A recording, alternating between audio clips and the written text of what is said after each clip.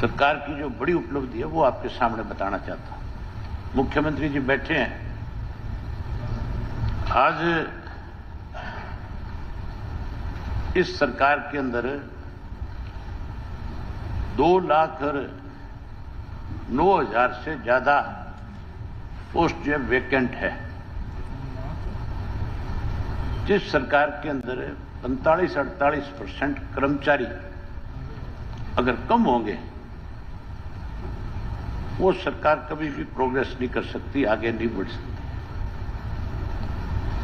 आज ऐसी हालत है एजुकेशन डिपार्टमेंट की, एजुकेशन मिनिस्टर बैठे हैं। आज 71,000 से भी ज्यादा पोस्टें जो है एजुकेशन डिपार्टमेंट में वेकेंट है। अगर इतनी पोस्ट वेकेंट होंगी तो फिर मान करके चलो कि गरीब का बच्चा नहीं पढ़ पाएगा। जो मीडियम क्लास के लोग हैं या जो अपर क्लास के लोग हैं, वो तो अपने बच्चों को प्राइवेट स्कूलों में ले जाकर के पढ़ा सकते हैं, लेकिन आम आदमी का जब बच्चा है, जो मजदूरी करता है, जो लैंडलेस व्यक्ति है, उसका बच्चा जो है किसी भी हालत में आगे नहीं बढ़ पाएगा, किसी भी तरीके से एजुकेशन नहीं ले पाएगा। जबकि टोटल पोस्ट 25,000 है, मतलब 50% से भी ऊपर 60% के करीब पोस्टें जो वेकेंट है। अगर 60% पोस्ट वेकेंट होगी, गरीब आदमी का इलाज कहाँ होगा? किस हॉस्पिटल में जाएगा? कहां जाकर के अपना एक्सरे कराएगा? कहां जाकर के अपनी MRI कराएगा? कहां जाकर के कोई और दवाइयां लेने का काम करेगा? आप एक बिल लेकर के आ रहे हो, मैंने सुना है, जिसमें कह रहे हो कि जब तक डेड बॉडी हॉस्पिटल से बाहर नहीं जाएगी, जब तक उसका पूरा पैसा नहीं दे दिया जाएगा। इस तरह का बिल भी आप लेकर के आ रहे हो। क्या बात होगी? टाइम हो गया जी। आपको इसीलिए बैठा रखा है? नहीं, आपका आधा मिनट है, आपने बाइंड अप कर लिया आधा मिनट में। 1 मिनट पहले आपने बोल दिया था। सर, आपको तकलीफ हो जाए, वो देखा आपकी तरफ हट देशी बजा पहले बोल रहे थे, उसमें काउंट होगा। पहले टाइम से पहले बोले था। 2-3 चीजें मैं वो बता दूं। बस एक चीज बता दो, काम की बात बता रहा हूं, कोई गलत नहीं बता रहा।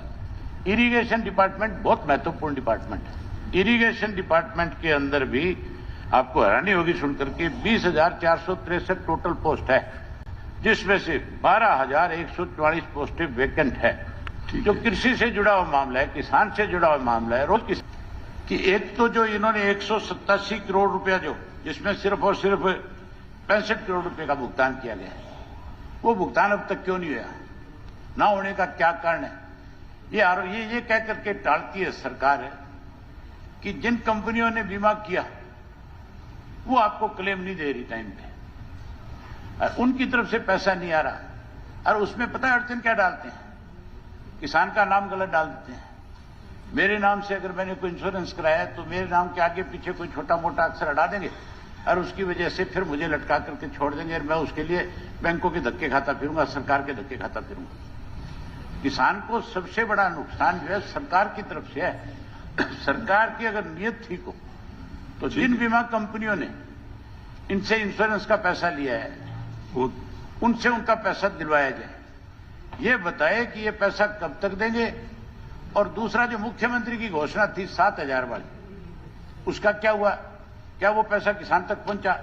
जो लोगों के मकान टूट गए, जिन लोगों के पेपर जो है ना वो स्टे में लटके बैठे हैं, अनेकों जो है ना CET IIT के इंस्ट्रक्टर की ज्वाइनिंग रुकी है, TGT की जो है ना 7400 उनकी वो ज्वाइनिंग रोकी पड़ी है। ये हालात आज हमारा बेरोजगार ऐसी दशा से जूझ रहा है कि सरकार उसकी प्रति कोई वो नहीं, जवाबदेही नहीं है। सिर्फ D ग्रुप का हवाला देकर हमारे हाईली क्वालिफाइड बच्चों को D ग्रेड करने के लिए उनको चपरासी की लाइन में खड़ा कर दिया। आज ये सबसे बड़ा दुर्भाग्य है इस प्रदेश का, जो बड़े बड़े दावे करती है सरकार, अगर हम आगे जा रहे हैं। आज D ग्रुप एक ऐसा खिलौना, एक जुंझना बना दिया है कि हमारे हाईली क्वालिफाइड बच्चे उस D ग्रुप की लाइन में चपरासी, आज वो जो पहले लगे हुए हैं वो शोषण हो रहा है उनके साथ में। तो एक MA MTech बच्चा अगर चपरासी बनेगा, उसकी हर रोज मृत्यु हो रही है। वो आज मजबूर आत्महत्या करने, अनेकों केस हरियाणा की सरकार के उसमें आ चुके हैं।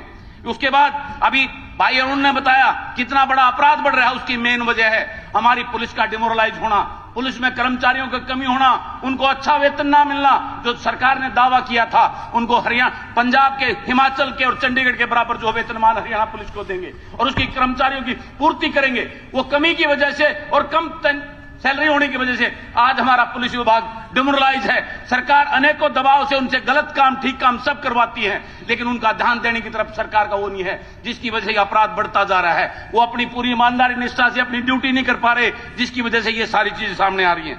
उसके बाद मैं पोल्ट्री फार्म की जो पॉलिसी केंद्र सरकार की है, मैं सरकार से कहना चाहता हूं, जब आपकी सरकार है केंद्र में तो स्टेट में वो पोल्ट्री फार्म की कॉन्ट्रैक्ट की पॉलिसी को लागू क्यों नहीं कर रही सरकार? इसके पीछे सरकार की क्या मंशा है?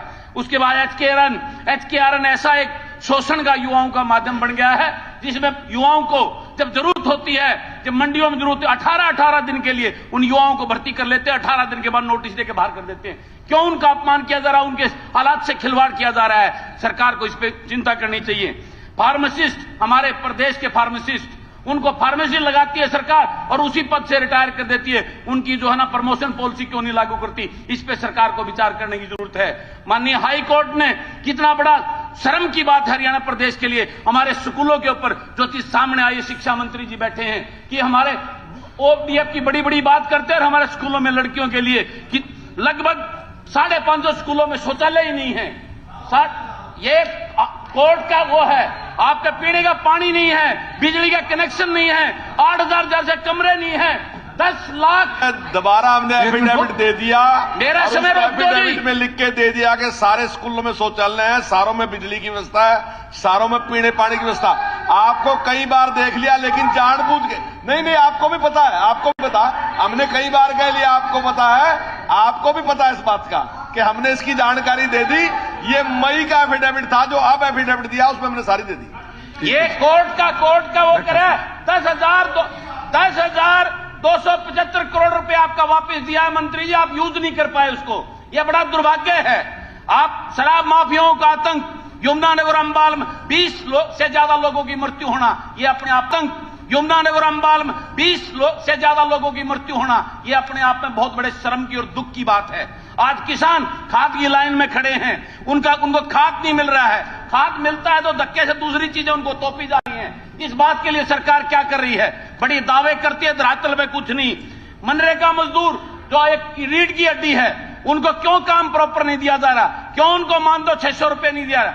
ये सरकार गरीब का सिर्फ शोषण करके 5 किलो अनाज पे उनकी वोट लेने में तुली है। उनको उस दलदल से बाहर निकालने की चर्चा क्यों नहीं करी? ये बड़ा चिंता का विषय है। माननीय उपाध्यक्ष महोदय,